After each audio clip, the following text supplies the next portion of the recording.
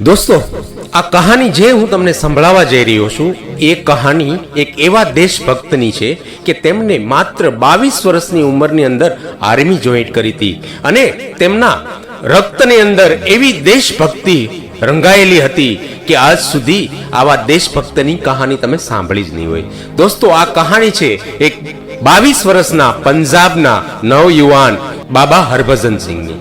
અને આ કહાનીની શરૂઆત કરીએ 1965ની સાલમાં. એક 22 વર્ષનો નોજવાન યુવાન આર્મી જોઈન્ટ કરે છે અને તેમને પહેલું પોસ્ટિંગ મળે છે નાથુલા બોર્ડર સિક્કિમમાં. અને ત્યાં ચીન અને ભારતની બોર્ડર પડે છે અને તે વિસ્તાર અતિશય બર્ફીલો વિસ્તાર છે અને ત્યાં માઇનસમાં તાપમાન વયું જાય છે. અને ત્યારે બાબા હરભજન સિંહ કોઈ આર્મીના સામાન લઈ જવા માટે ત્યારે ખચ્ચરનો ઉપયોગ થતો હતો અને બાબા હરભજન સિંહ ખચ્ચર ઉપર સામાન લઈને જતા હોય છે. અને ત્યારે બને એવું વાતાવરણ અતિશય ખરાબ હોય અને ત્યારે કોઈ કારણસર તેમનો પગ લપસે છે અને બાબા હરભજન સિંહ ઉપરથી એકદમ નીચે છરકી જાય છે.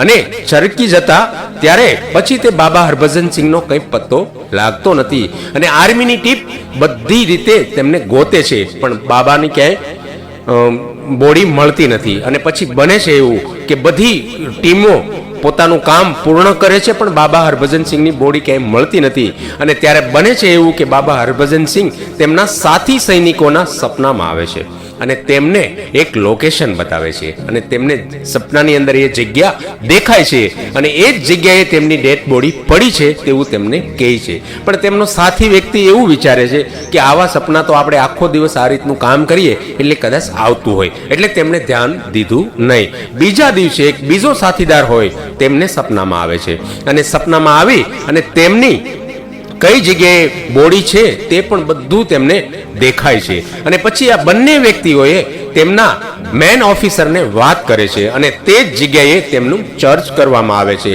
અને ત્યારે બાબા હરભજન સિંહની ડેડ બોડી ત્યાં મળે છે અને ડેડ બોડી માન સન્માન સાથે તેમના ગામ મોકલાવવામાં આવે છે અને આર્મી સન્માન સાથે તેમના અગ્નિ સંસ્કાર કરવામાં આવે છે. અને દોસ્તો, અગ્નિ સંસ્કાર પૂરા થઈ ગયા પછી બાબા હરભજન સિંહના સાથી સૈનિકો બોર્ડર ઉપર પાછા આવી આવે છે અને ઘટના એવી બને છે કે બાબા હરભજન સિંહ નું મૃત્યુ થઈ ગયું હોવા છતાં ચીનના સૈનિકો એક ઓફિસરને કહે છે કે તમારો એક આર્મી જવાન વ્હાઈટ ઘોડા ઉપર રોજે અમને દેખાય છે. અને બધાએ આશ્ચર્યમાં મુકાઈ જાય છે કે વ્હાઈટ ઘોડા ઉપર આર્મી જવાન દેખાય છે. ત્યારે એક વ્યક્તિ તેમને બાબા હરભજન સિંહનો ફોટો બતાવે છે અને તે ચીની સૈનિક તેમને ઓળખી જાય કે આ જ વ્યક્તિ રોજે રાત્રે ડ્યુટી કરે છે. અને આ વાત આખા બેડાની અંદર પ્રસરાઈ ગઈ છે. અને પછી બને એવું કે ઘડીકમાં કોઈ લોકો અંધશ્રદ્ધા ઉપર વિશ્વાસ કરવા માટે તૈયાર ન હોય પણ ધીરે ધીરે બાબા હરભજન સિંહના એક જે બૂટ હોય તે પણ ગારો ગારો હોય છે અને તેમનું જે રહેવા માટેનો રૂમ હોય ત્યાં પણ બાબા હરભજન સિંહ મોજૂદ હોય તેવો આભાસ થાય છે. અને દોસ્તો, બીજી તમને એક ખાસ વાત કહી દઉં કે 1968ની અંદર બાબા હરભજન સિંહ શહીદ થયા હતા અને 1968 થી માંડી અને 2006ની જે કહાની હું તમને કહું છું તે વાત બહુ સાંભળવા જેવી છે. દોસ્તો, 1968 થી બાબા હરભજન સિંહ ત્યાં ડ્યુટી ઉપર તૈનાત હોય છે. તે શહીદ થઈ ગયા હોવા છતાં તેમને પૂરો પગાર મળતો અને પૂરી તેમને રજા મળતી. જ્યારે પણ બાબા હરભજન સિંહને વર્ષની 2 મહિનાની જે રજા મળે છે એ રજામાં તેમની ખાલી યુનિફોર્મ, 2 સૈનિકો તેમનો યુનિફોર્મ, તેમનો સામાન એ લઈ અને તેમના ગામ મૂકવા આવે છે. અને સ્પેશિયલ તેમની એક એસી કોસની અંદર ટિકિટ બુક થાય છે અને આ તમે ટિકિટ પણ જોઈ શકો છો.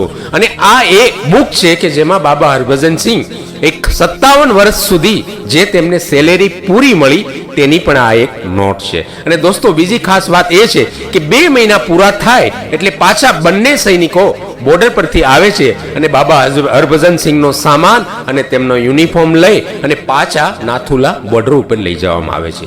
પછી ત્યાં આર્મીઓમાં બાબાની પ્રત્યે એક લાગણી જાગી અને તેમનું જે બંકર હતું તેને જ તેમનું મંદિર બનાવી દેવામાં આવ્યું. અને 1968 થી 2006 સુધી તેમને એક સ્પેશિયલ રૂમ આપવામાં આવ્યો હતો. ત્યાં રોજે તેમને બિસ્તરો પાથરવામાં આવતો અને તેમના બૂટને પોલિશ થતી.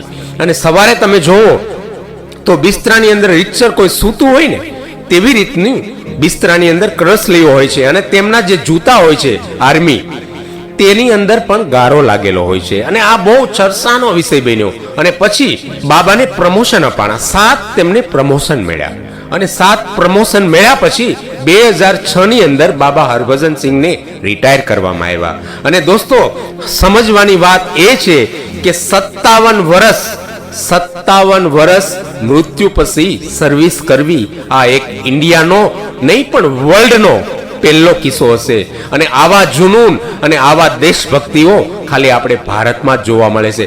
દોસ્તો તમે નાથુલા બોર્ડર જાઓ ને તો દાદા બાબા હરભજન સિંહનું ત્યાં મંદિર બનાવેલું છે અને આજે બહુ બધા ભક્તો આવે છે અને ત્યાં એક પાણીની બોટલ પણ બોટલ ચડાવવામાં આવે છે અને એ બોટલ 7 દિવસ ત્યાં રખાય છે અને પછી કોઈ પણ વ્યક્તિ જે બીમાર હોય ને તેમને આ બોટલમાંથી પાણી પીવડાવવામાં આવે છે અને એ વ્યક્તિ સાજો થઈ જાય છે. અને આજે પણ નાથુલા બોર્ડર ઉપર બુધવાર અને રવિવાર કોઈ પણ દિવસ 2 દિવસમાં કોઈ પણ આર્મી જવાન માંસાહારી કે દારૂનું સેવન નથી કરતો. અને દોસ્તો બીજી રહી વાત ખાસ એ કે જ્યારે બાબા હરભજન સિંહ રિટાયર થયા ત્યારે તેમને ઘરે મૂકવા એવા સામાન સાથે ત્યારે તેમને રહેવા માટે ત્યાં રૂમ હતો તેમાં તેમના ભાઈ રતનસિંહ રહેતા હતા.